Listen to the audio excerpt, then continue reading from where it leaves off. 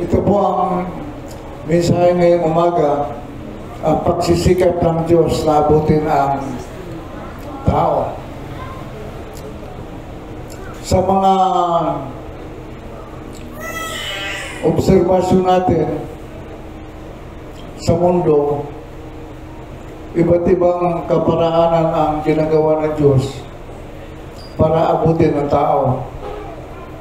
Ibig kong sabihin, hindi naka-steady sa isang methodology ang Panginoon. Yung methodology niya, nakasulat na yan sa Biblia noong unang panahon. Yun ang strategy, methodology na ginagawa ng Diyos para abutin ang tao. Pero yung kanyang method na pag-aabot sa atin, hindi lahat nakasulat sa Biblia. Kasi ang pananampalataya ng tao ay dynamic. Kung ang kaligtasan, siyempre, nakasulat sa Biblia at yung kaligtasan na yun, absolute yun. Hindi pwedeng baguhin yun. Pero yung karanasan ng tao, nababago siya paglipas ng centuries. Kasi ang panahon ng ating Panginoon, lumang panahon yun. Hindi katulad ngayon ay age of digitalization at saka technology, malayong malayo sa panahon ng ating Panginoon. Yung buhay niya noon, nandito pa siya sa lupa, malayo ang pagkakaiba kaysa sa ngayon. Kaya kung ang karanasan nila ay ating hahanapin at doon lang tayo mag-steady, makukontent tayo sa karanasan nila, hindi natin i-apply ang bagong method ng ating Panginoon, mapag-iwanan tayo. Kaya pagdating dyan ay kinakailangan i-apply naman natin ang bagong strategy na ginagawa ng Panginoon para sa kasalukuyan kalagayan ng ating panahon, na tayo ay wala na sa lumang panahon, kundi tayo ay nasa bagong panahon. Titingnan natin ang karanasan ng banal na kasulatan kung paano ang method ng Panginoon ay nag-evolve, nagbabago pagdating ng panahon. Yan. Ito ang kasaysayan ni Lazaro, yung pulubi at mayaman. Sabi rito, may isang taong mayaman na nagsusuot ang kulay ubi at pinong lino na nagpipista araw-araw sa maraming pagkain. Ang pagkain niya araw-araw ay parang pista. Walang gutom sa mayaman na ito. At ang damit niya, kulay ubi at pinong lino. Siguro yung damit na ito ay usong-uso ng unang panahon. Ito yung sikat na damit, kulay ubi at pinong lino. Sa ngayon, ang sikat ng mga damit, iba na. Wala na yun dito. Siyempre, hindi na natin mababasa kasi iba na yung tabas, iba na yung pinanggalingan ng mga tila. Kaya wala na yun. Sa luma pa ito. Itong kulay ubi at pinong lino.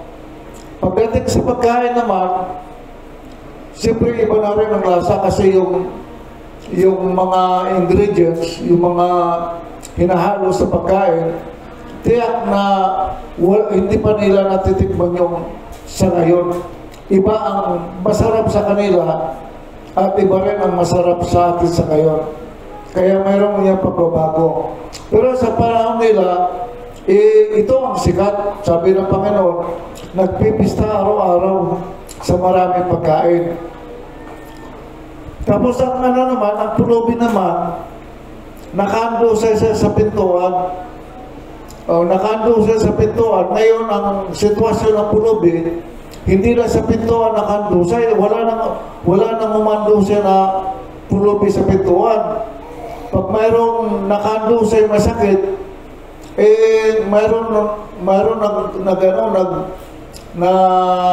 titingnan dyan na yung DSWD. Dinadala nila sa mga centers.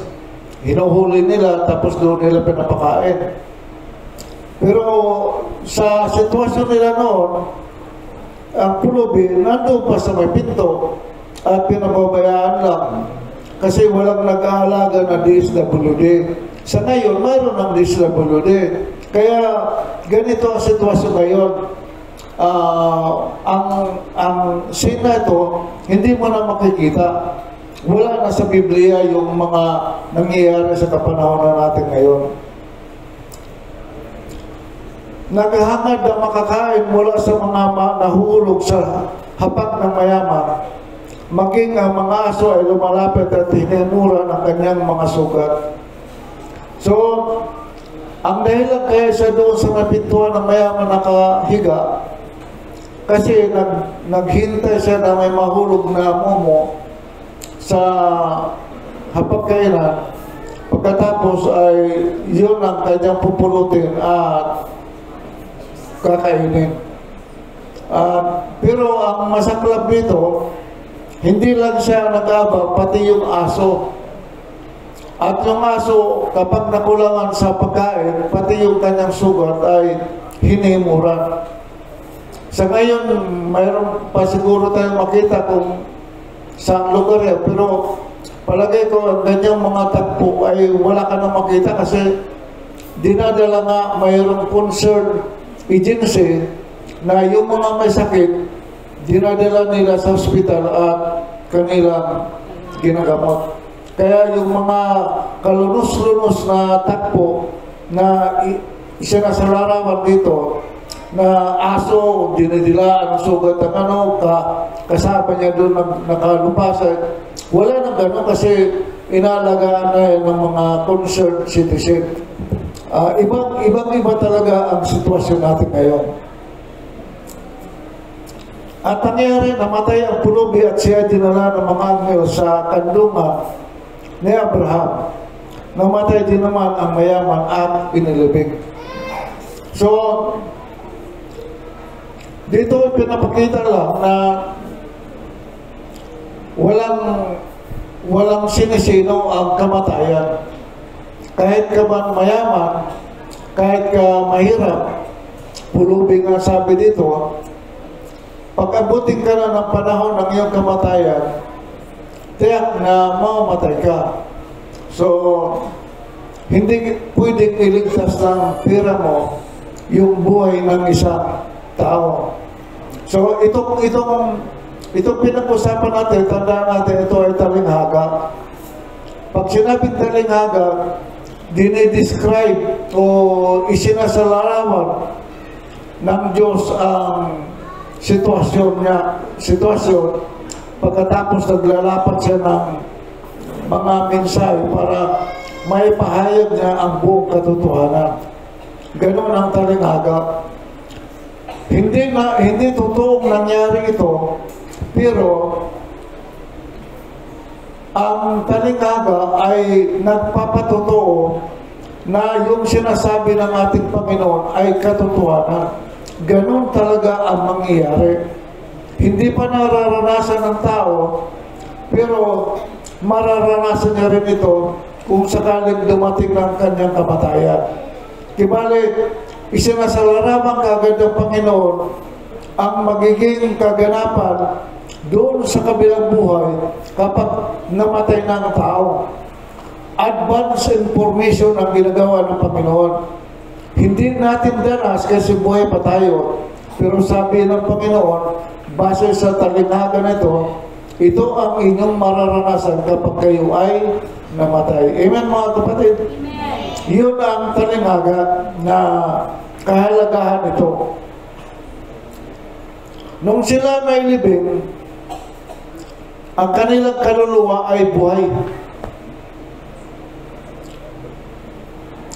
Ibig sabihin, na nasasaktan din, nagugutom, na nainitan siya, nauhaw, lahat ng kanyang pandama ay present sa kanyang sarili.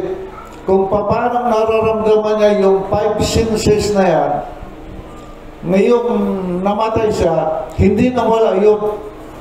Ando doon ang 5 senses na yun na importante sa isang tao para maramdaman niya ang lahat ng nasa paligid niya. At sabi dito, sumigaw siya ang mayaman. Amang Abraham, maawa ka sa akin, suguin mo si Lazaro upang itubog niya sa tubig ang dulo ng kanyang daliri at palamigin ang aking dila sapagkat naghihirap ako sa apoy na ito. So yung apoy, hindi niya na halos matiis sa sobrang init. Sa aklat ni Marcos, ang apoy na yan, mayroong kasamang uod. Yung uod ay gumagapang sa buong katawan. Naglalabas sa mata mo, naglalabas sa bibig mo, lahat na may butas sa katawan mo, dinadaanan ng uod. Pag gusto mong alisin ang uod, napapalitan ito ng mas marami. Mabuti pang magmuna lang tanggalin kasi ang papalit, ang tinanggal mo 5, ang papalit dyan, marami masyado. Halos matatabunan ka na sa dami ng uod sa katawan mo.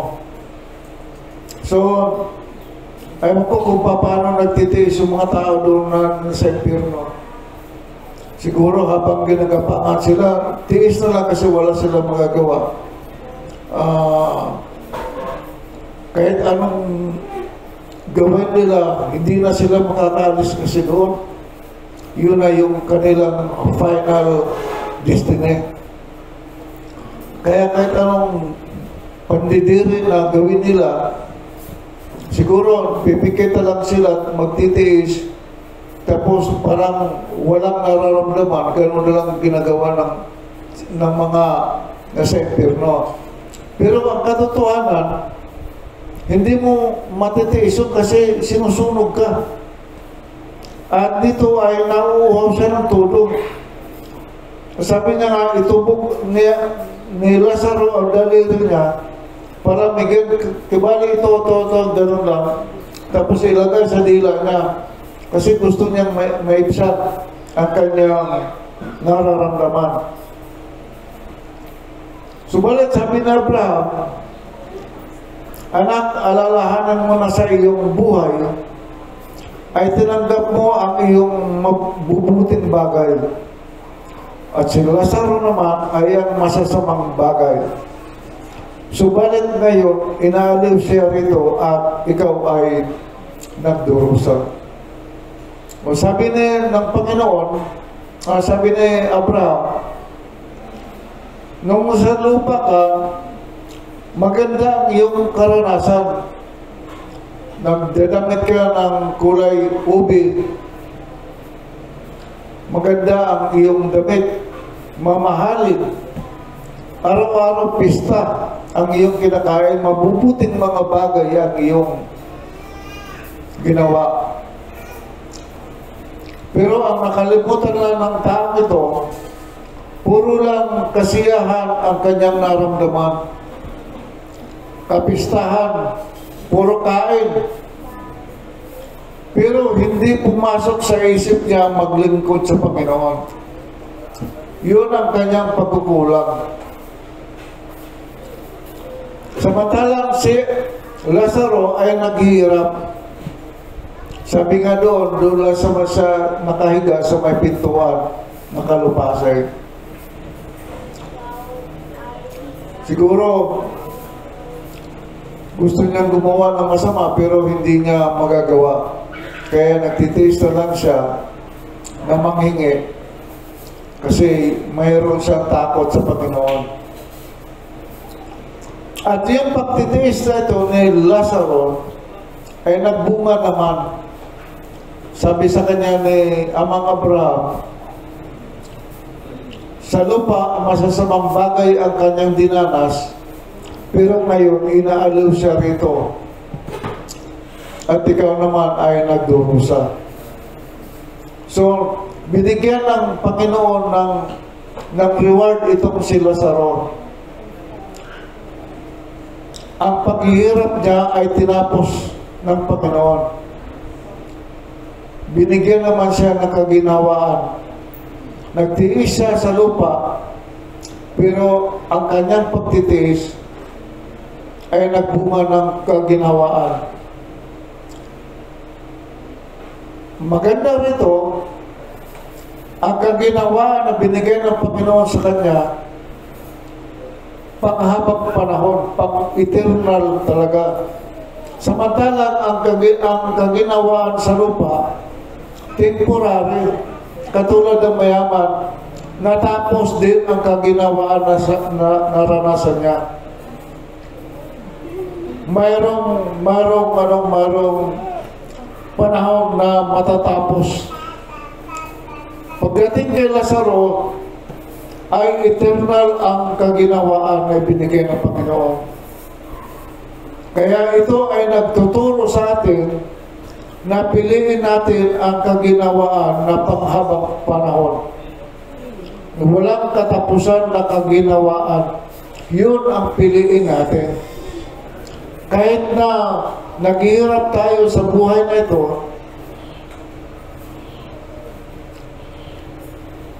hindi tayo nagrereklamo sa Panginoon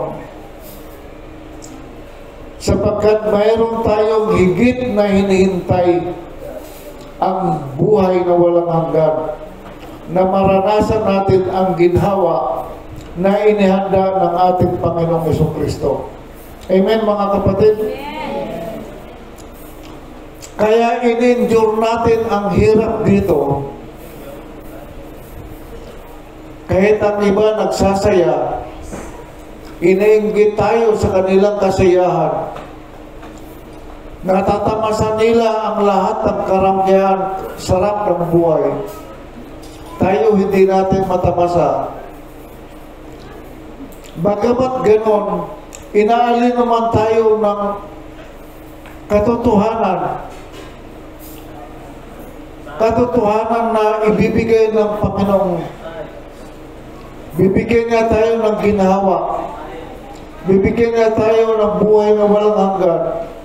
Kaya yun lang ang nagbibigay ng kaaliwan sa atin. Kaya hindi tayo naiinggit sa kanila. Amen, mga kapatid?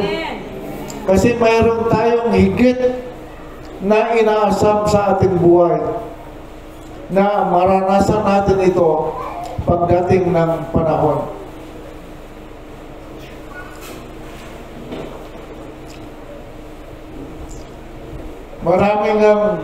Maraming sinasabi si Mrs. sa akin, yung mga kasamahan mo, dati maganda ang kanilang mga kalagayan sa buhay. Sinasabi niya sa akin yun. Pero hindi ako naiinggit. Kasi ang inihintay ko, ang pangako ng Panginoon, natutuparin niya sa mga nagtatapat sa Kanya. Sa mga sumasampalataya sa Kanya, tutuparin ng Panginoon yun. Yun ang aking pag-asa at hinintay sa aking buhay. Sana ganun din kayo. Anahin ko naman ang kaginawaan ng kasikatan. Kung pagdating ng iyong kamatayan, manghihirap ka naman doon sa impyerno.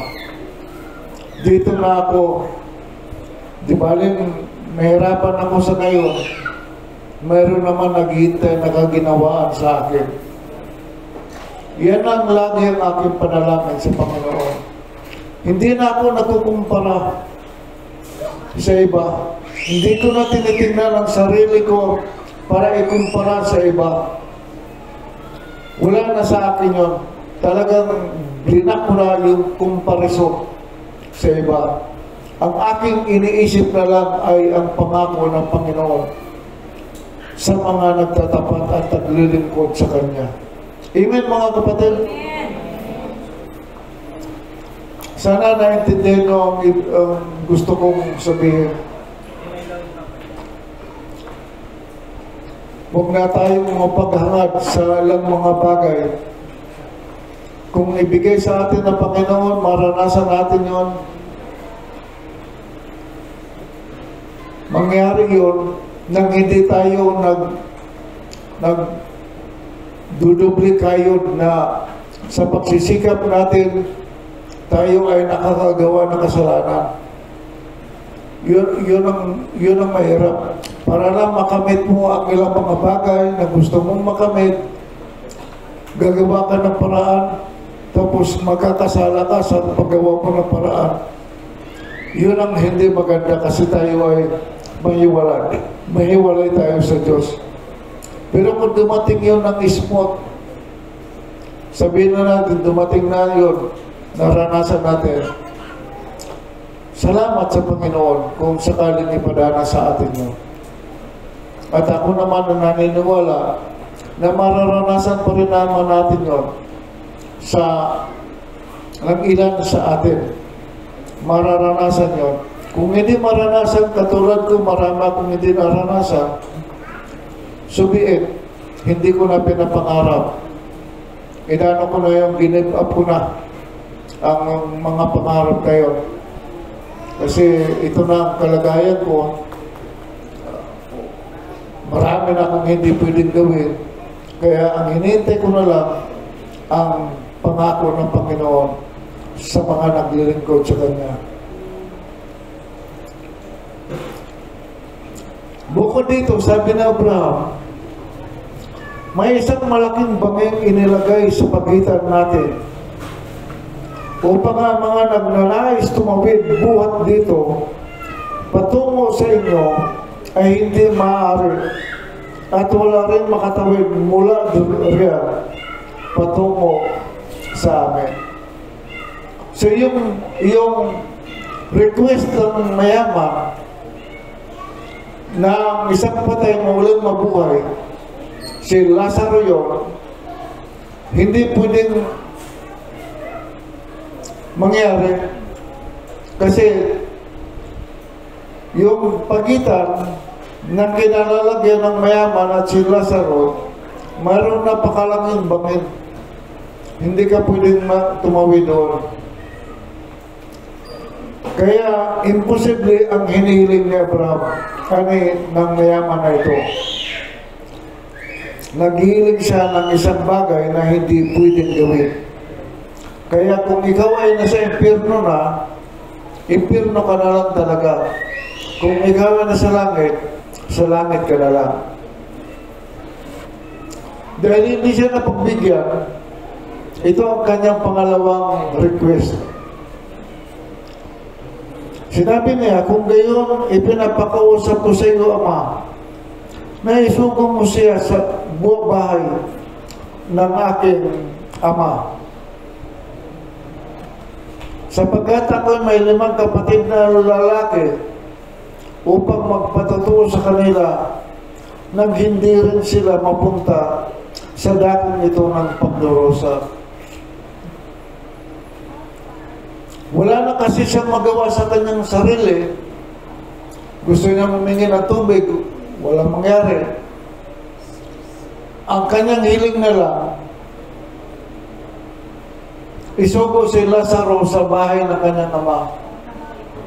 Gusto niya, ang isang patay ay muling mabuhay. Nang sa ganon, ay bigyan ng babala ang kanyang 5 kapatid na lalaki. siguro katulad niyang ugali, kaya naiisip niya na tiyak na mapupunta rin ang kanyang 5 kapatid na lalaki sa impyerno. Kaya pag-iusap niya, pumunta si Lazaro sa bahay ng kanyang ama. Sabi sa kanya, nasa kanila si Moises at mga propeta, hayaan mo silang makinig sa kanila. So, ang ibig sabihin ni Abraham, kung gusto nilang maligtas, sa kanila ang si Moises at ang mga propeta, yun lang ang pakinggan nila. Parang sinasabi ni Abraham na nasa atin na ang mga kasulatan, ang Biblia. Para maligtas ang isang tao, kinakailangang magbasa ng Biblia. Magbasa, pag-aralan ito, at sundin. Yun ang pinakamahalaga.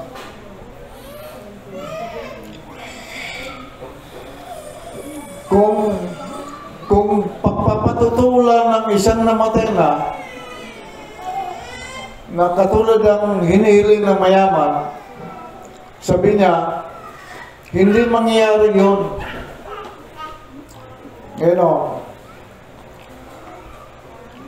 Ito ang hiling pa ng mayaman. Kung isang mula sa mga patay ay pumunta sa kanila, sila ay magsisisi. Pero sabi ni Abraham, hindi rin sila mahihikayat kahit may isang bumangon mula sa mga patay. So parang sinasabi dito ng mayaman na ni Abraham, kahit na magpatotoo ang isang namatay, muling nabuhay, hindi nila pakikinggan yun. Ang makapagliligtas lang sa kanila ay ang magpagbabasa ng banal na kasulatan. Yun lang ang tanging gagawin. Hindi yung patutuo na kung sino ang makapagliligtas.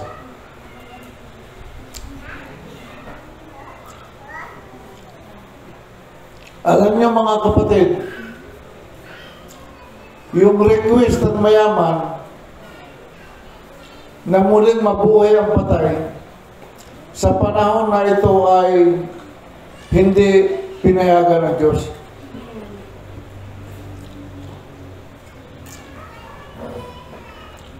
Pero mayroon akong nabasa, hindi ko lang matandaan, noon kasi hindi ko masyado ito pinapansin, na yung request na ito ng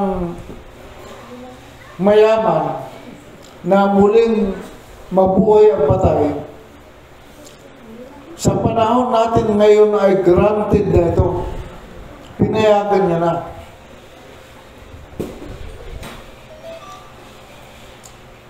Ibali, nagbabago ng strategy ang Panginoon. Kung noon, ang kanyang decision ay wala muna yan. Pero ngayon, nag-decision ang Diyos na yung mga imposibleng bagay maranasan ng tao sapagkat ganun na lang ang pagpupursige ng Diyos na maligtas ang mga tao. Pati yung hindi ginagawa dati ay ngayon ginawa na. Marami na tayong mababasa, mapapanood na ang isang tao namatay pero muling nabuhay. Ang sinasabi ko dito kung namatay, oras lang ang kamatayan. Tigilang oras lang namatay siya. Pero yung isang linggo nang namatay o nabiyak ng tiyan sa libingan, wala nang makakabalik talaga. Talagang totally dead na yun. Pero dito, mga namatay na muling nabuhay, nawalan sila ng pulso doon sa machine na nagmamonitor, nang tigilang oras na matay. Nang makabalik, nagpatotoo na pagmasdan nila ang langit. Nakita rin nila ang impyerno. At sinasabihan sila na bumalik kayo, hindi pa ito ang inyong panahon. Dinala ko lang kayo rito para maging witness na ang kabilang buhay ay totoo. Mayroon talagang impyerno, mayroon talagang langit. Ang kilalang-kilala dito na mga nagpapatotoo ay si Mary Baxter. Kilala niyo? Hindi. Sana mapanood niyo rin yan sa YouTube. Si Mary Baxter, matagal na ito, patay na rin na si Mary Baxter. Si Angelica Sembrano. Kilala niyo yan? O, narinig niyo lang. Marami pang iba. Sila ay nagpapatotoo kung ano ang impyerno at yung mga taong nagdurusa sa impyerno para magsilbing warning sa ating mga tao. Para bigyan tayo ng babala na totoo talaga ang impyerno.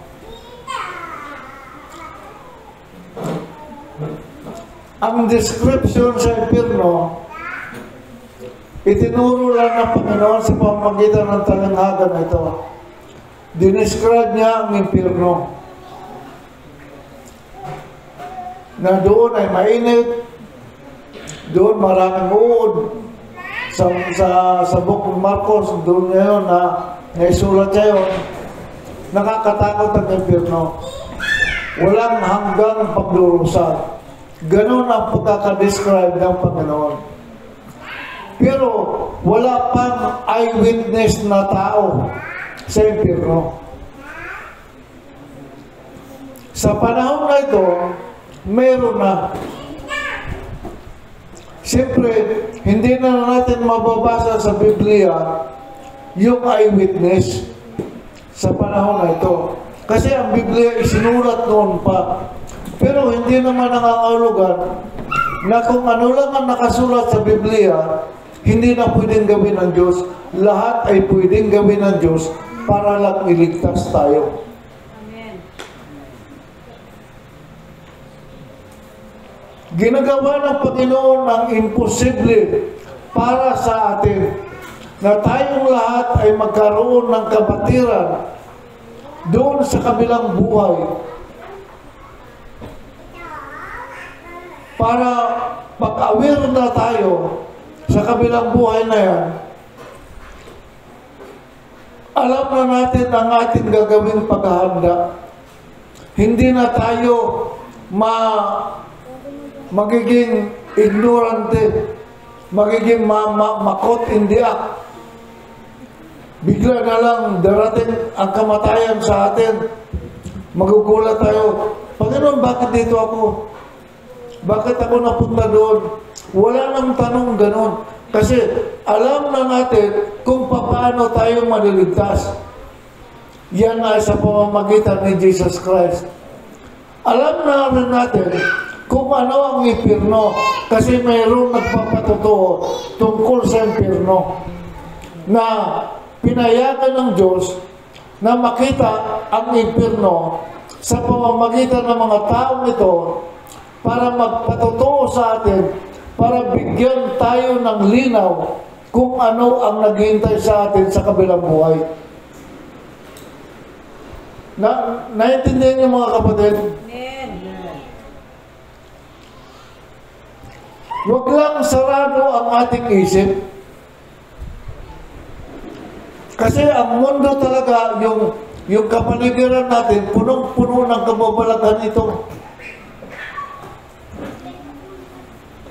Kung totoong mayroong Diyos, mayroon din Satanas.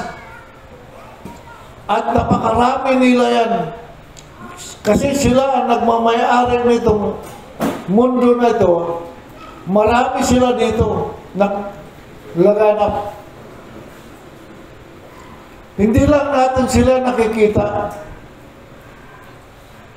Pero mayroon dito sa kapaligiran. Kaya tayo ay nananalangin tayo, katulad ng panalangin kanina ng Milen, na gawin niyang holy place ang lugar na ito, banal ang lugar na ito, para hindi makapenetrate, hindi makapasok rito ang kaaway. Kasi kung makapasok rito ang kaaway, habang nakikinig kayo sa akin, nagbubulong siya, iba ang dating ng aking mensahe sa inyo, binabago ni Satanas. Kaya salip na magdulot sa inyo ng maganda, ang sinasabi ko, pangit ang dumarating sa inyong pagdinig. Kasi na-influensya na ni Satanas.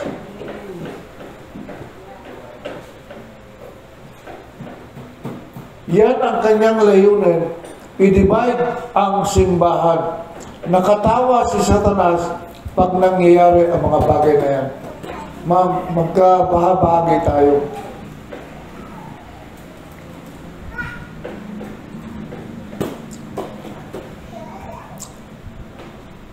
Sabi ng iba, yung sinasabi ko raw na wala daw sa Biblia yun.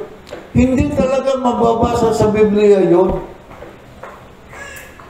Ang mababasa mo sa Biblia, description lang.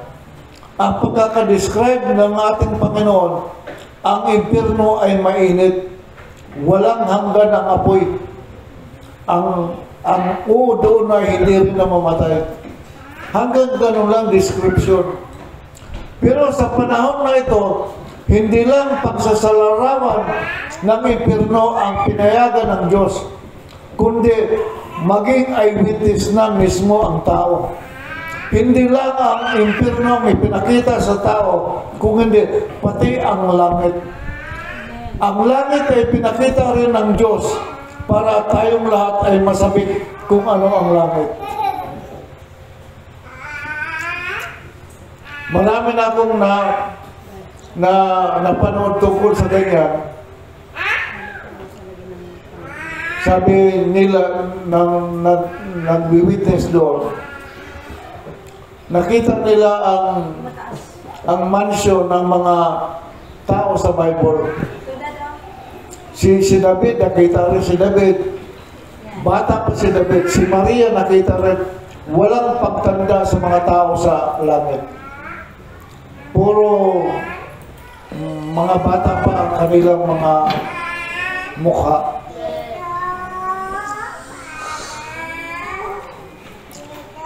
Ipinaranas yun na makita nila para talagang makita nila na at totoo ang Biblia.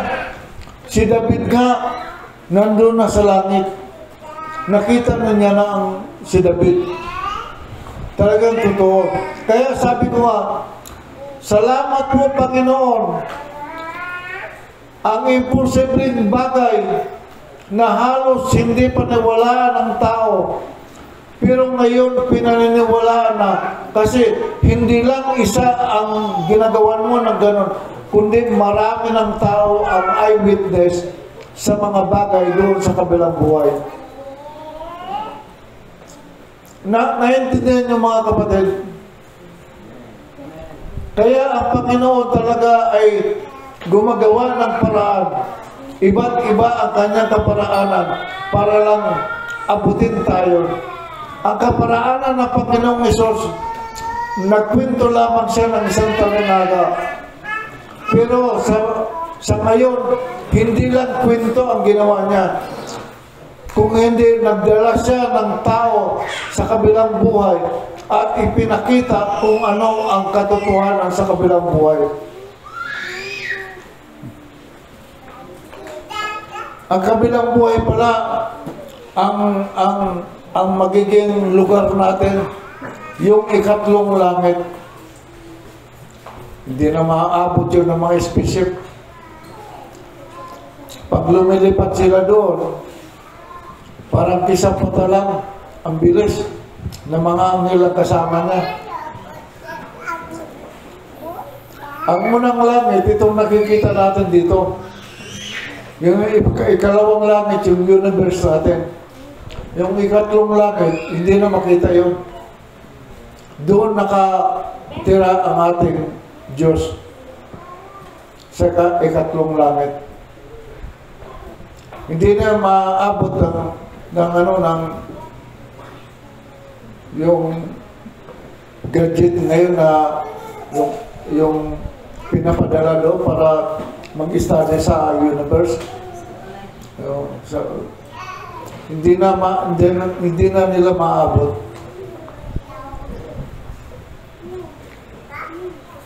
Doon sa ikalawang langit, doon ang teritoryo ng Satanas. Kaya yung mga panalangin natin, mula sa ikalawang langit, hinaharang niya ni Satanas. Lalo na kung panalangin natin ay hindi mabisa, yung tayo gumagawa tayo ng kasalanan pagkatapos nagpipilit tayo sa Panginoon, hindi yun napapakinggan. Pagdating pa lang sa ikalawang langit, haharang yun. Kasi sa ikatlong langit ang ating Diyos, andun siya.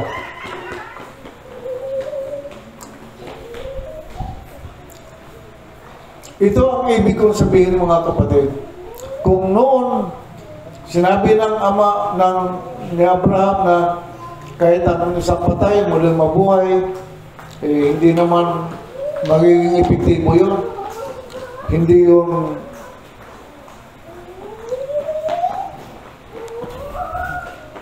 makakatulong para maniwala. Pero ngayon, pinayagan na ito ng Panginoon.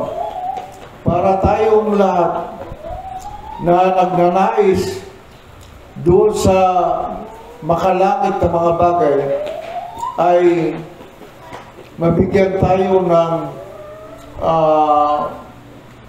yung pananaw na ang pupuntahan pala natin ay ganito kung tayo ay magsusunod lang sa ating Panginoon. Kaya mga kapatid, ang ating Panginoon, katulad ng ating pamagat, iba't iba ang ginagawang paraan ng Diyos para tayo abutin. Huwag nating limitahan ang Diyos. Huwag nating sabihin na, wala sa Biblia, huwag na natin paniwalaan. Huwag, kasi ang hindi nababago sa Biblia, yung kaligtasan, doktrina yan. Hindi yan pwedeng baguhin. Pero yung karanasan ng tao, pwedeng baguhin yan. Pwedeng mag-iba-iba karanasan ng tao. Sabi nga, dynamic ang karanasan ng tao. Pero pagdating sa kaligtasan, walang pwedeng baguhin dyan. Si Jesus lang ang tanging daan para sa kaligtasan. Manampalataya sa Kanya, sundin ang Kanyang mga utos. Yan ang katotohanan na hindi dapat mabalik. Yan ang huwag nating kalilimutan. Sa Panginoon lang talaga ang kaligtasan. Siya ang daan, ang katotohanan at ang buhay. Wala makakapunta sa Ama kundi sa pamamagitan niya. Sabi niya pa sa 4:12,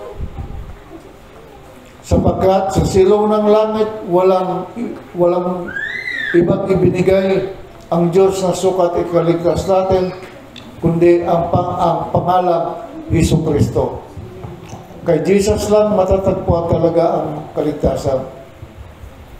Pero kung ang patay muling mabuhay, posible yan, mga kapatid. Huwag nating sara ng ating isipan.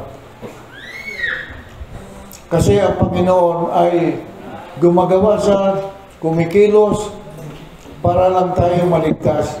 Yung hindi dati nating nararanasan, ngayon, nararanasan na natin. Nung unang panahon, kailangan mo munang mamatay bago mo maranasan ang langit. Pero ngayon, buhay ka pa, mararanasan mo na ang langit. Yun ang sinasabi natin, namatay muling bumalik. Di ba, nakakabalita naman kayong ganyan? Hindi naman tayo dyan ignorante. Maraming mga tao na namatay ng ilang oras tapos sa kabalik. Nagkukwento sila ng kanilang karanasan sa kabilang buhay. Hindi tayo dyan ignorante kasi marami na tayong nababalitaan.